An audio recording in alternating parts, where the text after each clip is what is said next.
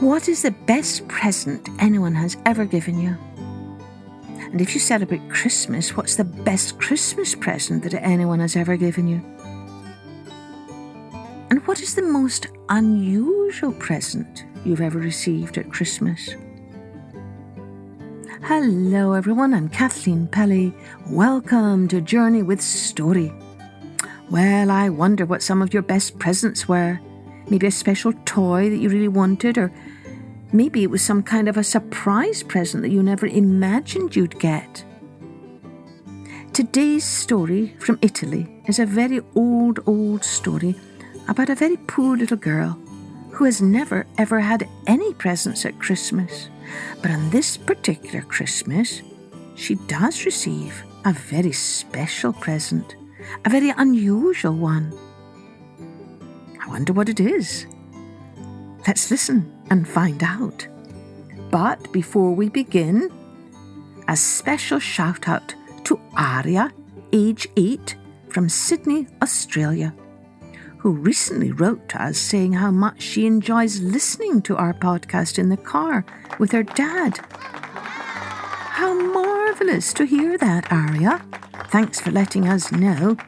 This episode is dedicated especially to you. Now, let's take a journey with little Piccola.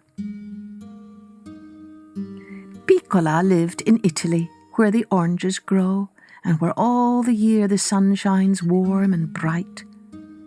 I suppose you think Piccola a very strange name for a little girl, but in her country it was not strange at all, and her mother thought it the sweetest name a little girl ever had. Piccola had no kind father, no big brother or sister, and no sweet baby to play with and love. She and her mother lived all alone in an old stone house that looked out onto a dark, narrow street. They were very poor, and the mother was away from home almost every day, washing clothes and scrubbing floors and working hard to earn money for her little girl and herself. So you see, Piccola was alone a great deal of the time, and if she had not been a very happy, contented little child, I hardly knew what she would have done. She had no playthings except a heap of stones in the backyard that she used for building houses, and a very old, very ragged doll that her mother had found in the street one day.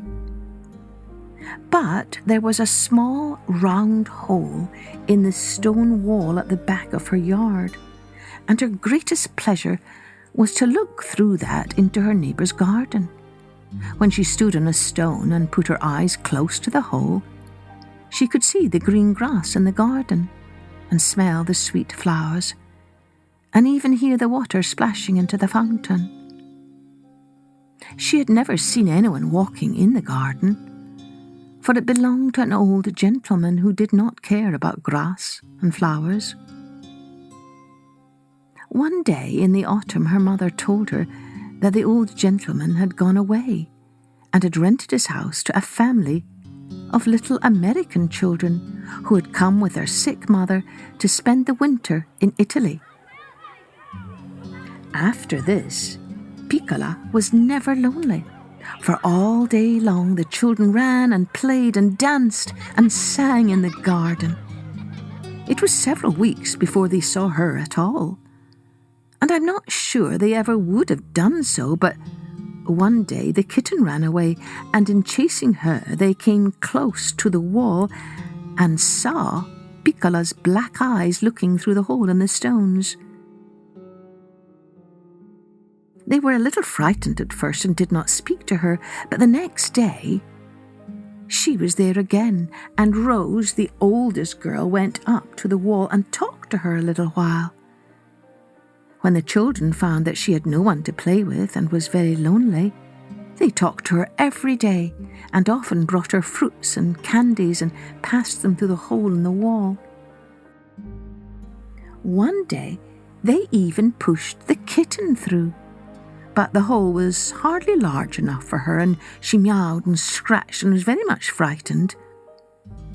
After that, the little boy said he would ask his father if the hole might not be made larger, and then Piccola could come in and play with them. The father had found out that Piccola's mother was a good woman, and that the little girl herself was sweet and kind, so that he was very glad to have some of the stones broken away and an opening made for Piccola to come in. How excited she was, and how glad the children were when she first stepped into the garden. She wore her best dress, a long bright-coloured woolen skirt, and a white waist. Round her neck was a string of beads, and on her feet were little wooden shoes. It would seem very strange to us, would it not, to wear wooden shoes? But Piccola and her mother had never worn anything else, and never had any money to buy stockings. Piccola almost always ran about barefooted, like the kittens and the chickens and the little ducks. What a good time they had that day, and how glad Piccola's mother was that her little girl could have such a pleasant, safe place to play in while she was away at work. By and by December came, and the other children began to talk about Christmas. One day, when Piccola's curly head and bright eyes came peeping through the hole in the wall, and they ran to her and helped her in, and as they did so, they all asked her at once what she thought she would have for a Christmas present. "A Christmas present?" said Piccola. "Why, what is that?" All the children looked surprised at this, and Rose said rather gravely, "Dear Piccola, don't you know what Christmas is?" Oh yes, Piccola knew it was the happy day when the baby Christ was born, and she'd been to church on that day, and heard the beautiful singing, and had seen the picture of the baby lying in the manger with cattle and sheep sleeping around about. Oh yes, she knew all that very well. But what was a Christmas present? Then the children began to laugh and to answer her all together. There was such a clatter of tongues that she could hear only a few of the words now and then, such as chimney, Santa Claus, stockings, reindeer, Christmas Eve, candies and toys. Piccola put her hands over her ears and said, "Oh, I can't understand one word. You tell me, Rose." Then Rose told her all about jolly Santa Claus with his red cheeks and white beard and fur coat, and about his reindeer and sleigh full of toys. "Every Christmas Eve," said Rose, "he comes down the chimney and fills the stockings of all the good children. So Piccola, you hang up your stocking, and who knows what a beautiful Christmas present you will find when morning comes." Of course, Piccola thought this was a delightful plan and was very pleased to hear about it.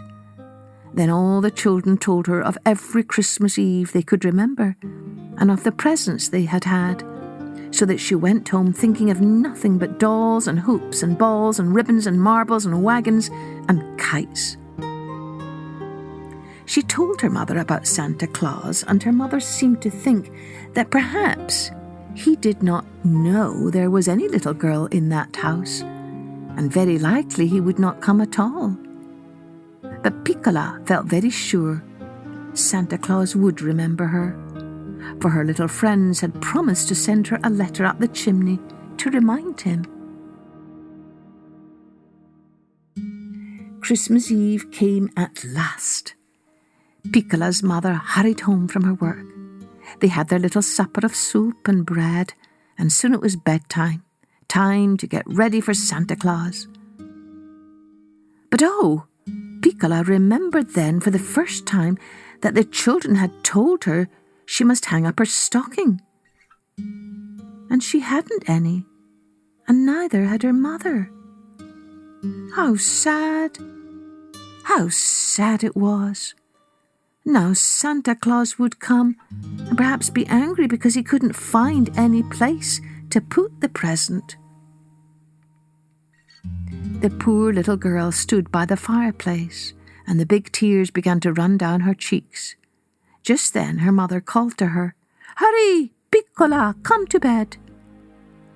What should she do? But she stopped crying and tried to think. And in a moment, she remembered her wooden shoes and ran off to get one of them. She put it close to the chimney and said to herself, "Surely Santa Claus will know what it's there for. He will know I haven't any stockings, so I gave him the shoe instead." Then she went off happily to her bed, and she was asleep almost as soon as she had nestled close to her mother's side.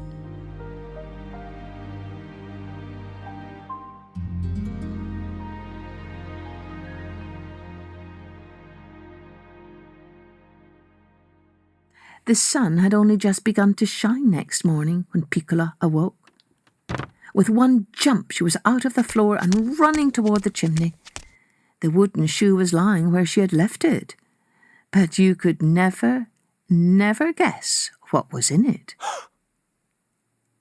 Piccola had not meant to wake her mother, but this surprise was more than any little girl could bear and yet be quiet.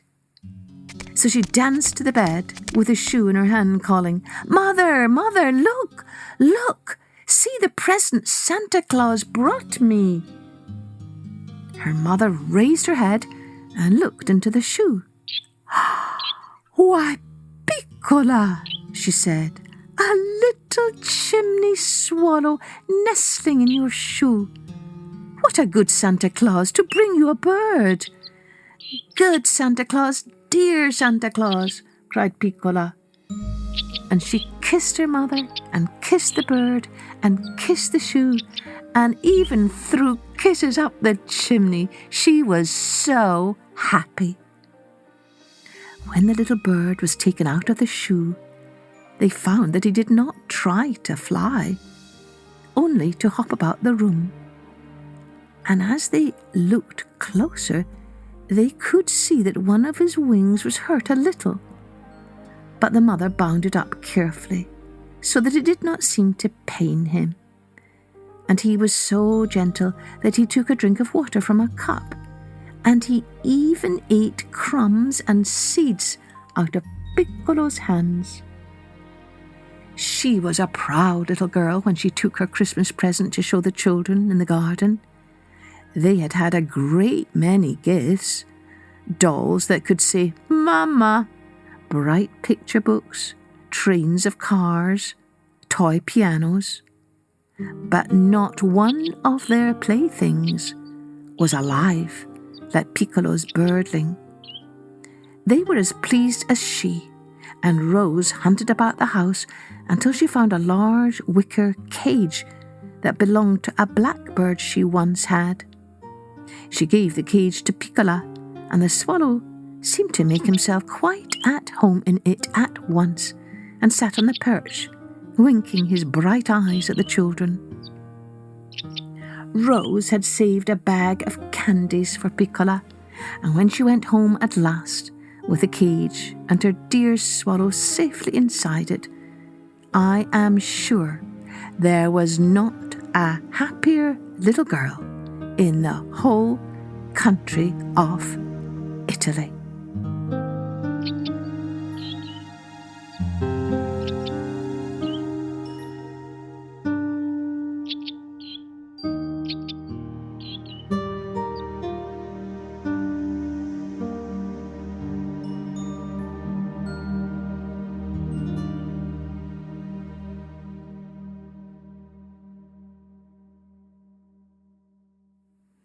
So, wasn't that a very unusual present that Piccolo got? I hope you all have fun choosing some special presents for your friends and family to enjoy this Christmas. And remember, if you are enjoying our podcast, do take a moment to rate and review it wherever you listen to your podcasts. Cheerio then. Join me next time for Journey with story.